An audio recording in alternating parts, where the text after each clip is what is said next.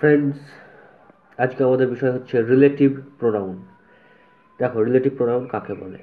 যে প্রোনাউন পূর্বে উল্লিখিত কোনো নাউন বা প্রোনাউনকে নির্দেশ করে এবং দুটি সেন্টেন্সকে যুক্ত করে তাকে রিলেটিভ প্রোনাউন বলে। তাহলে এখানে দেখো বলেছে যে প্রোনাউন পূর্বে উল্লিখিত, মানে আগে উল্লিখিত নাউন বা প্রোনাউনকে নির্দেশ করে, মানে তার আগে নাউন বা প্রোনাউনটা থাকবে, প্রোনাউনটার আগেই ওই নাউন বা প্রোনাউনটা থাকবে এবং তাকে নির্দেশ করবে। এটা হচ্ছে রিলেটিভ প্রোনাউন। সেগুলো কি কি? এক্সাম্পল হচ্ছে হু, হুইচ, দ্যাট, হোয়াট। এগুলি রিলেটিভ প্রোনাউন রূপে ব্যবহৃত হয়। এছাড়া আমরা একটি বাক্যের সাহায্যে দেখে নিতে পারি।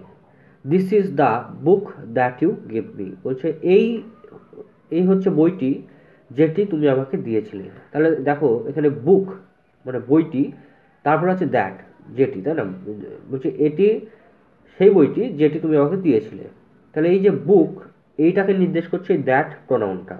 ঠিক আছে, এই দ্যাটকে বলা হবে রিলেটিভ প্রোনাউন, আর এই বুক হচ্ছে অ্যান্টিসিডেন্ট।